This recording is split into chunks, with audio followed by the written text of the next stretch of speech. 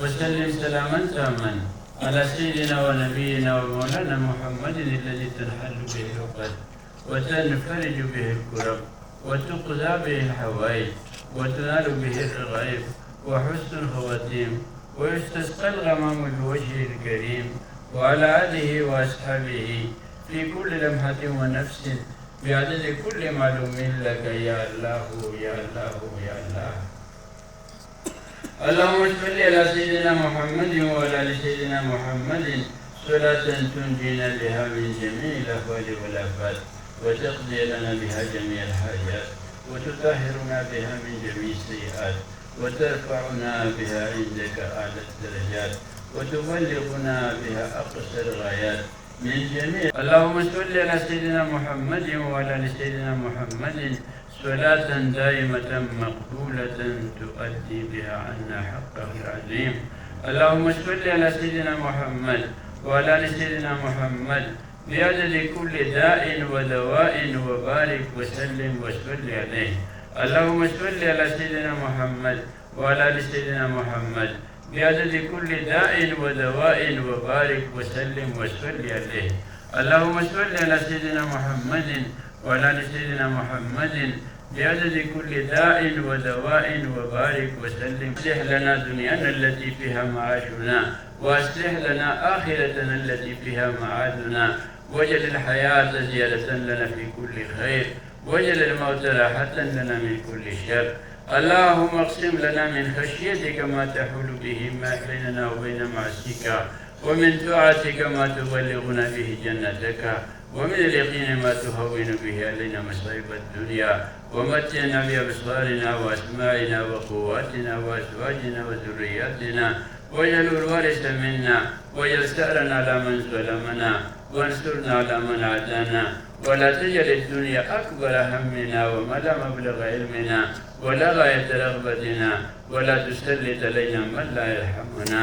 اللهم يا رب اغفر لنا وارحمنا وعافنا وارزقنا. اللهم يا رب إنا نسألك صحة في إيمان وإيمانا في حسن خلق ونجاحا تتبعه فلاحا ورحمة وعافية ومغفرة منك ورضوانا. اللهم إنا نسألك صحة في إيمان وإيمانا في حسن خلق ونجاحا تتبعه فلاحا ورحمة وعافية ومغفرة منك ورضوانا.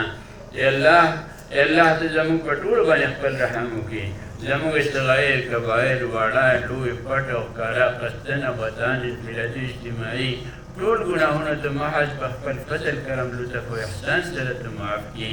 یا مولای کریمه څومره ملګرو چې موږ ته د دعا لپاره وینا کړې ده یا یې د دعا لپاره وینا نه ده کړې لیکن دا او په نیت او په اراده کې دي چې هغوی دا وینا کړې وي او یا هغه هسې د دعا په تمه باندې وي. رب کریمه د ټولو حاجات او ضروريات تا ته معلوم دي. الله زموږ حاجتونه او ضرورتونه ټول تا ته معلوم دي او تا تر نننۍ ورځې پورې د آدم علیه السلام د زمانې نه تر دې وخته پورې څومره خلکو له خدای پاک رزق ورکړو څومره خلکو نه د بیماریانې لرې کړې څومره خلکو حاجتونه ته پوره کړو. رب کریمه تر قیامته پورې به ته دغه شانتي کوې او رب کریمه ستا په خزانو کې سره برابر په هغې سره فارغ نشي راتلی. رب کریمه ته د بې انتها او بے انتها خزانو مالک یې. رب کریم ستا په قدرتونو کې هیڅ قسم کمی نه راځي. لکه په حدیث کې رسول الله صلی الله علیه وسلم ستاسو نه دا بیان کړی دی چې که چېرته کې دا ټول بندیان په یو میدان کې راجمع شي او ټول خپل حاجات الله ته بیان کړي او الله د هغو ټولو حاجتونه پوره کړي بیا به هم د الله په خزانو کې یو ذره برابر کمی را نه شي ځکه چې ستاسو خزانې د ستا خزانې بې انتها دي. مولای کریمه الله د کرم او د احسان معامله وکړي. چا چې د دعا لپاره وینا کړې ده د یو ابو فیصل دی او یو زمونږ د ماما بچوړی نوید احمد دی هغه بیمار دی. خدای پاک ته ورله شفا ورکړي. مولای کریمه ته ورله شفا ورکړي. رب کریمه ته خو مړی هم را ژوندي کړي ته خدای پاک ته مړی هم را ژوندي کړي او تا موږ په دې باندې مشاهده کړې ده موږ لیدل کړي دي چې ته مړی را ژوندي کړې. او زما بچی یو وخت کې ډېر بیمار و داسې بیمار و چې هغه ته مشین لګېدلی و او هغه د مرګ ګمان غالب و چې دا مړ کېږي به ختمېږي به لیکن رب کریم تا په خپل قدرتونه هغه له شفا ورکړه او هغه دا جوړ کړو. او رب کریم دغه شانتي د دې لپاره موږ تعالی سوال کوو چې د نبی رحمان له شفا ورکړي خدایه یا تاسو له شفا ورکړي خدایه الله ټول شفا ورکړي او دا بل یو عرفان دی هغوی د اولاد لپاره وینا کړله خدای پاک ته ورله نیک نارینه صالح اولاد ورته ورکړي په صحت او عافیت سره په حیا او پرده سره ورته ورکړي او رب کریم بل یو طالب علم دی ذکیر الدین هغه د خیر وینا د خیر دعا وینا کړې ده رب کریم موږ ټول د خیر محتاج یو موږ ټول د صحت محتاج یو موږ ټول د هر یو خیر محتاج یو رب کریم زموږ ته هر یو شر لپاره او هر یو خیر ته زموږ نصیب کړي څومره بیماران چې زموږ په اجزا قریبو کې زموږ په قریب او لري رشتہ دارانو کې داود ټول د خدای پاک صحت او عافیت تندرستی نصیب کړي څومره عمر چې تا لیکلی دی خدای پاک هغه عمر ته په عافیتونو سره او په صحت سره او په اعمالو او دعاتو سره ته خدای پاک پوره کړي او د ګناهونو ته معافي نصیب کړي خدایه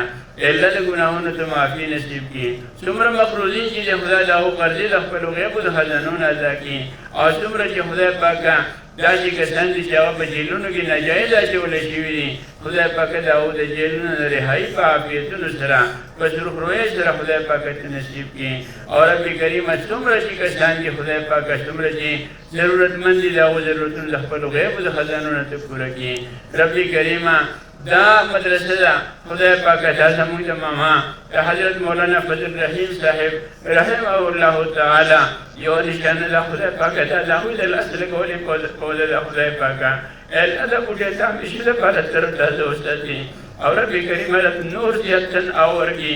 خدای پاک دې څومره حاجت او ضرورت یې هغه ټول پوره کړي رب کریم څومره جامعات چې په دې ځمکه باندې آباد دي او چلېږي خدای دا ټول ستا د نیکو بندیانو د اموالو په نتیجه کې چلېږي هغو له تا توفیق ورکړی دی هغه د ستا دغه ورکړي شوي مال نه څه حصه ستا په دې دین په دې ادارو باندې لګوي رب کریم ته د هغو په جان مال په عزت او په ابرو کې روزانه دوغنی راتلوګنې ته پکې ترقي نصیب کړي او رب کریم په دې مدارسو کې یو وړوکې مدرسه ما هم آباده کړې ده روانه کړې ده خدای د هغې هم ته ضرورت د خپلو غیبو د خزانو نه پوره کړي د هغې د جومات تعمیر دی د هغې د کمرو تعمیر دی نور امور دي خدای پاک دې د غیبو نه ترتیب وکړي ته ورته طلبو توجهات هم نصیب کړي رب کریمه موږ په دې روژه کې په هغې کې د تفسیر او د دورې لغت او د دورې عروض هم نیت او اراده کړي د خدای هغه هم ته کامیاب کړي او د استادانو تنخواګانې د طلبو خوراک څښاک